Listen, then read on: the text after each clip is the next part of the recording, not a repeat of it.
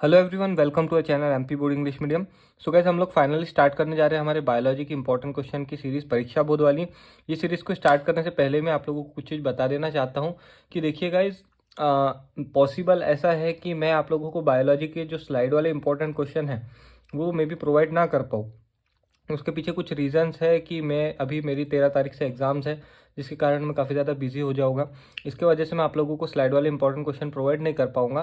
तो आप लोगों से रिक्वेस्ट है कि आप यही वाले जो इंपॉर्टेंट क्वेश्चन है जो परीक्षा बोर्ड में मैं टिक करा रहा हूँ, इनको बहुत अच्छे से कर लीजिएगा। बिकॉज एक और चीज़ बता दूँ पहले ही कि बायोलॉजी में चाहे मैं स्लाइड वाले क्वेश्चन दूं या परीक्षा बोध वाले क्वेश्चन दूं, उसमें 99% क्वेश्चन जो होना है वो एनसीईआरटी के ही होंगे। और आप लोगों की जो एनसीईआरटी के क्वेश्चन है उसी में से आप लोगों का पेपर बनता है। एनसीईआरटी के क्वेश्चन दैट डजेंट मीन कि एनसीईआरटी बुक के जो पीछे क्वेश्चन दिए उसी में से आप लोगों को उठा के क्वेश्चन पूछ लिए जाएंगे। देखिए गाइस, 50% तो क्वेश्चन आप लोगों को एनसीईआरटी बुक के ही मिलेंगे, जो बुक के पीछे दिए रहते हैं चैप्टर के पीछे, वो मैं आपको टिक कराऊंगा अभी, क्योंकि परीक्षा बोर्ड में भी मैक्सिमम क्वेश्चन जो है एनसीईआरटी के ही दिए हुए हैं। तो आप लोगों को वो मैं टिक करा दूंगा। उसके अलावा आप लोगों को जो एनसीईआरटी अगर आप लोगों ने अच्छे से पढ़ रखी है तो एनसीईआरटी बेस्ड जो क्वेश्चन आते हैं उन लोगों को सॉल्व कर लेना है। आपका जो पेपर है उसी में से बनेगा, ज़्यादा इधर उधर नहीं जाएगा।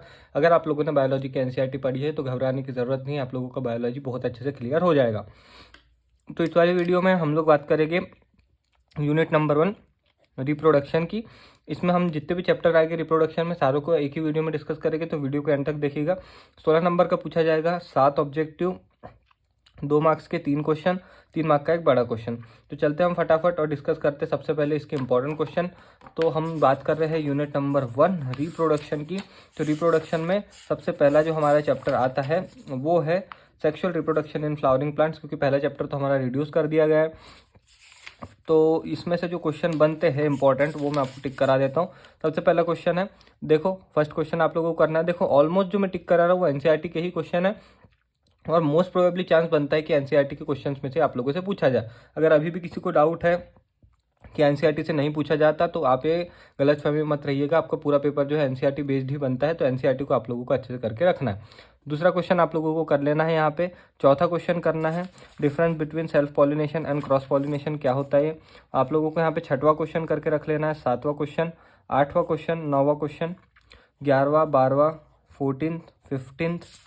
अपनी परीक्षा बोर्ड में फटाफट टिक कर लीजिएगा गाइस। अभी मैं इनको ज़्यादा एक्सप्लेन नहीं कर रहा हूँ क्योंकि हमारे पास और भी चैप्टर है इसी यूनिट के। 16 question, 17 question, 19 question, 22 question number 1 long answer type question का पेज नंबर 26 पे जो दिया हुआ है। Question number 2, question number 3, what is double fertilization. इसको अच्छे से कर लेना, डबल फर्टिलाइजेशन और ट्रिपल फ्यूजन, ठीक है। मोस्ट इंपॉर्टेंट क्वेश्चन है, बहुत ज़्यादा चांसेस बनते हैं कि आप लोगों के एग्जाम में पूछा जाए। इसको बहुत अच्छे से करके रखिएगा। दूसरा चैप्टर आता है हमारा ह्यूमन रिप्रोडक्शन। तो ह्यूमन रिप्रोडक्शन भी बहुत इंपॉर्टेंट चैप्टर है। मोस्ट प्रोबेबली इसमें से आप लोगों को बड़ा क्वेश्चन जो 3 नंबर के लिए पूछा जाएगा देखने के लिए मिलेगा। ऑब्जेक्टिव भी इसमें से बन सकते हैं, बट ऑब्जेक्टिव की ज़्यादा चांसेस है कि वो आप लोगों के चैप्टर नंबर 4 से बने। यहाँ से आप लोगों को जो 2 मार्क्स और 3 मार्क्स के क्वेश्चन है वो देखने के लिए ज़रूर मिलेंगे। तो देखो यहाँ पे क्वेश्चन नंबर 1 करना है, 2 करना है, 3 और 5। क्वेश्चन नंबर 6, 7 पेज नंबर 32 पे है। Question number 8, question number 9, question number 11, question number 12। आप चाहो तो छोड़ सकते हो, पर इतना आपको याद होना चाहिए, छोटा सा डायग्राम है। Question number 13 very important, spermatogenesis and oogenesis। अगर आप लोगों को इन दोनों का डिफरेंस पता है तो आप लोगों से अगर सिंपली स्पर्मेटोजेनेसिस भी पूछा तो आप ये 5 पॉइंट लिख के आ जाते होते, तो आपके जो मार्क्स है वो मिल जाएंगे। अगर oogenesis पूछा तो भी ये 5 पॉइंट अगर आप लिख के आ जाते तो आपको मार्क्स मिल जाएंगे। तो आप लोगों को अगर डिफरेंस पता है तो ऑब्वियसली आप लोगों को दोनों क्या क्या होता है ये तो ऑब्वियसली पता ही होगा, मैं ऐसा मान के चल रहा हूँ। स्पर्मेटोजेनेसिस और oogenesis अगर नहीं आता तो ये दोनों टॉपिक को कर लेना, और खास करके इन दोनों के बीच का डिफरेंस, क्योंकि चांसेस बहुत ज़्यादा बनते हैं कि डिफरेंस पूछ लिया जाए स्पर्मेटोजेनेसिस और oogenesis में, ठीक है। Question number 14, question number 16, question number 17, question number 1 long answer का, क्वेश्चन नंबर 2, क्वेश्चन नंबर 3 ये छोड़ सकते हो आप, क्वेश्चन नंबर 4, क्वेश्चन नंबर 5 कर लेना, क्वेश्चन नंबर 6। आप लोगों से यहाँ पे बस सीधा पूछा जा सकता है प्लेसेंटा के फंक्शन। एक तो पूछा जा सकता है what do you mean by placenta, या फिर सीधा बोल दिया जा सकता है कि right the functions of placenta. तो आप लोगों को पता होना चाहिए।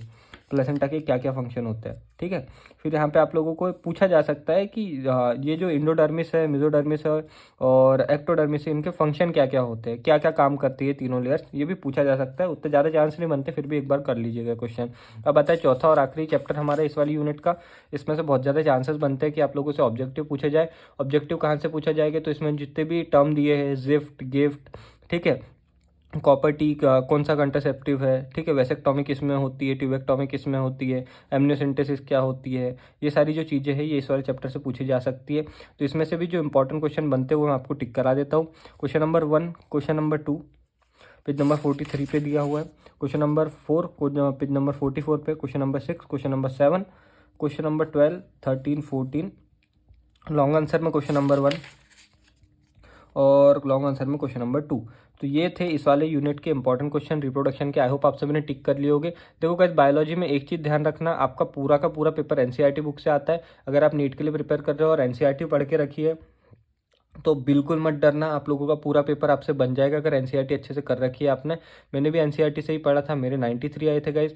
तो आप लोगों ने और अच्छे से पढ़ा होगा, तो होप्स हो कि आपके मुझसे भी काफ़ी ज़्यादा अच्छे नंबर आए। और मैं जो आप लोगों को गाइडेंस दे रहा हूँ इसको भी फॉलो करें, इससे आप लोगों की परीक्षा बोर्ड अगर फॉलो कर रहे हैं तो वो ईजी मैंने बना दी है। आपको बहुत सारी चीज़ें करने की ज़रूरत नहीं है, जितना मैं करा रहा हूँ आप लोगों को टिक परीक्षा बोर्ड में उतना भी कर लेते हैं। तो आपके जो अभी टाइम बचा है उसके हिसाब से इनफ है, इतना इतना आप करके रख लीजिएगा। इसके अलावा और जो भी चीज़ आप लोगों को लग रही है कमेंट सेक्शन में बताइए। आज या कल में आप लोगों की ये सीरीज जो है खत्म हो जाएगी बायोलॉजी वाली। हमारा एक यूनिट तो खत्म कर दिया हमने, और जितने हमारे 4 वीडियो और बनाऊंगा मैं इस पर, और हमारी बायोलॉजी की जो परीक्षा बोर्ड वाली सीरीज है वो खत्म हो जाएगी। और बायोलॉजी में एक और चीज़ गाइस ध्यान से सुन लो, अपने मन से आंसर लिखना, कोई बुक की लैंग्वेज यूज़ करने की ज़रूरत नहीं है। या फिर कोई अगर आप लोगों को बोल रहा है कि जैसा बुक में या जैसा परीक्षा बोर्ड में दिया है वैसा के वैसा आप लोगों को लिखना है, तो ऐसी गलतफहमी में मत रहिएगा। आप अपने मन से आंसर बना के लिखे, आपको पूरे नंबर मिलेंगे। मैंने भी इवन अपने मन से ही आंसर लिखे थे। आई होप आप सभी को ये वीडियो पसंद आया होगा, तो लाइक कीजिएगा। Thank you for watching this video. मिलते हैं आपसे नेक्स्ट वीडियो में।